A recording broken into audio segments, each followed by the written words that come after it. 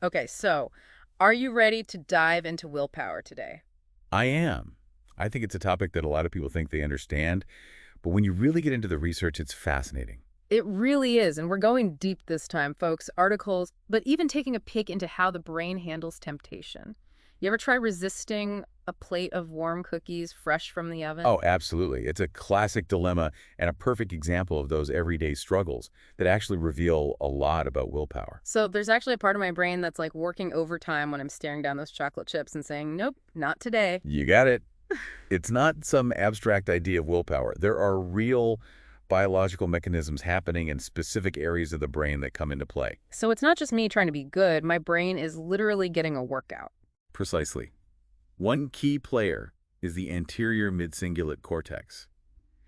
And this area, it's not just about experiencing something unpleasant, it's about choosing the harder thing. Interesting. So is it like a muscle then? The more I exercise my willpower, the stronger it gets? That's a great way to think about it. And you know what's fascinating? Research suggests that people who excel at self-control don't necessarily have more of this brain power. They're just really good at avoiding temptation in the first place. So it's like the old saying, out of sight, out of mind. Exactly. They're masters of what I like to call strategic avoidance.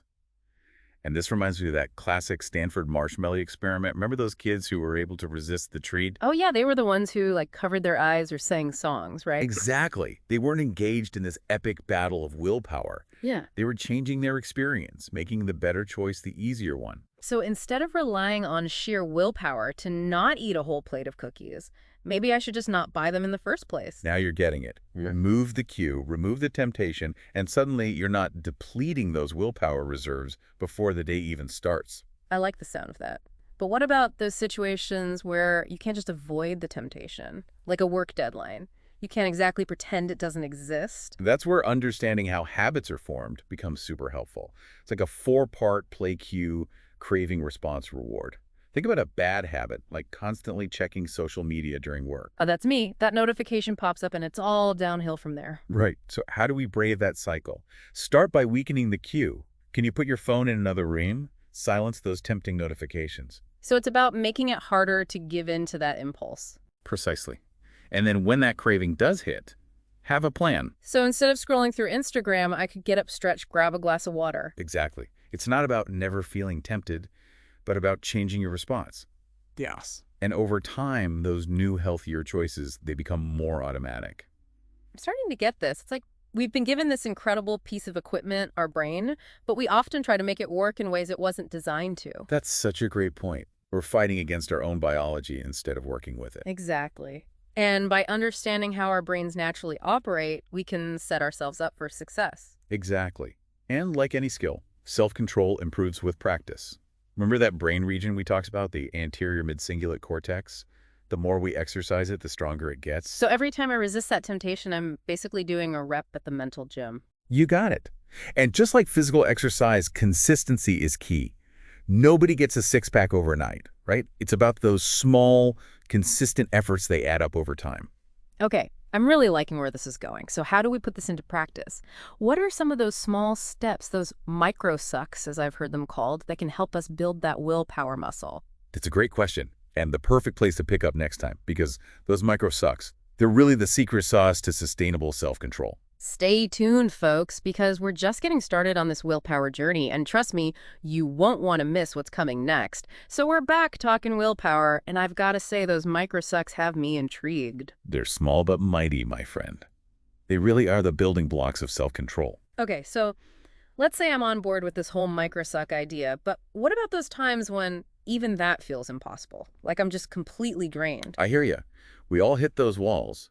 And that's where understanding something called the what the hell effect can be a game changer. The what the hell effect. Okay, that sounds a little ominous. What is that exactly? It's that frustrating thing where one small slip up turns into a total derailment. Yeah. You know, you miss one workout and suddenly you're raiding the cookie jar thinking, what the hell, I've already blown it. Oh my gosh, yes, I know that feeling all too well. Why is it so easy to spiral like that? Our brains are wired to seek pleasure and avoid pain. So when we indulge in something off plan, it triggers this cascade of feel-good hormones that make it even harder to get back on track. So it's like our brain is giving us permission to go all out since we've already messed up. Exactly. But here's the good news. Awareness is huge. Just knowing about the what the hell effect can help us short-circuit it. So next time I'm about to give into that second slice of cake, I should just remind myself, don't fall for the what the hell trap. Exactly. Reframe that slip-up as a learning opportunity, not a personal failing, and then shift your focus to the next right action. I like that. It's about progress, not perfection. Speaking of progress, let's dive into some practical strategies for boosting willpower. Earlier, we touched on designing our environment to support our goals. How can we make that concept a little more tangible? One powerful technique is visualization. It might sound a little out there, but our brains often respond to imagined scenarios almost as strongly as real ones. So if I vividly picture myself nailing that presentation at work or finally finishing that writing project, it's almost like I'm giving my brain a sneak peek of success. Precisely. When you visualize a desired outcome, especially in a way that feels emotionally resonant, it activates those reward pathways in your brain, making the actual task feel less daunting. Okay, I'm adding visualization to my toolbox. But what about those tasks that just feel completely overwhelming? Where do you even begin? That's where the Swiss cheese method comes in handy. The Swiss cheese method. I've never heard of that one. Picture a block of Swiss cheese with all those holes in it. Each hole represents a small, manageable task you can complete towards your larger goal. So instead of getting overwhelmed by the enormity of the entire cheese block, I can just focus on making one small hole at a time. Exactly. Break it down into bite-sized pieces. Maybe it's writing one paragraph, making one phone call, or even just spending 5 minutes brainstorming ideas. It's about taking that first step and building momentum, right? Precisely. And that sense of accomplishment you feel after completing each small task that releases dopamine, which further reinforces that positive cycle. It's like those small wins are actually training my brain to crave more. Hmm. This is fascinating. But I'm curious, what about motivation? It seems like some people are just naturally more driven than others. How big of a role does motivation play in all of this? Motivation is definitely important, but it can be pretty fickle. So what happens when that initial burst of motivation inevitably fades? That's where discipline comes in. Discipline is about showing up consistently, even when you don't feel like it. It's about creating systems and routines that support your goals, regardless of your emotional state. So it's about building those good habits we talked about earlier, making those positive choices more automatic. Exactly. One strategy that I find really helpful is the Pomodoro technique. Oh yeah, the tomato timer method. That's the one. It's amazingly effective. Set a timer for 25 minutes of focused work, followed by a 5-minute break, and repeat that cycle 4 times. Then take a longer break. So it's about creating those intentional bursts of productivity with built-in moments of rest. Precisely. It helps maintain focus, prevents burnout, and makes those big tasks feel less intimidating. Plus, there's something so satisfying about visually tracking your progress. I'm all about sneaking in those micro sucks. It's like a little brain hack for productivity. Right.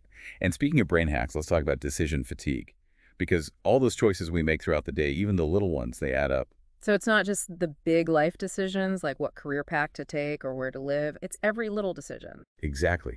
Even something as simple as what to eat for breakfast or what to wear to that Zoom meeting, it all takes a toll on our willpower. Wow. I never thought about it like that. So what's the solution here? Do I have to become a robot and wear the same outfit every day? Not necessarily, but routines and habits can be your best friend. When you automate certain decisions, you free up mental bandwidth for the things that really matter. Okay, that makes sense. So instead of staring into my closet every morning trying to decide what to wear, maybe I should plan my outfits for the week in advance. Exactly. Or meal prepping on Sundays, so you're not facing that decision at dinner time when you're already exhausted. Yeah. It's about making those choices ahead of time so you can conserve your willpower for the things that really require it. I'm starting to realize just how much mental energy I waste on those insignificant decisions. It's like my brain is running a marathon in the background, even when I'm just trying to choose between cereal and toast. Right? And when your willpower reserves are depleted, it becomes that much harder to resist those tempting distractions. So it's like a vicious cycle. Decision fatigue leads to poor choices, which then further depletes our willpower. Exactly. Right. But by understanding these patterns, we can break the cycle. And one of the most effective ways to do that is to prioritize. Prioritize. What does that look like in practice? It's about identifying those 2 or 3 things on your to-do list that are the most important, the ones that will truly move the needle. And then you tackle those first. So instead of getting bogged down in all the little things, I should focus on the tasks that will make the biggest impact. Precisely. Think of it this way. Willpower is a limited resource. It gets tired, just like any other muscle. So use it wisely. Save it for those heavy lifting tasks that truly deserve your focus and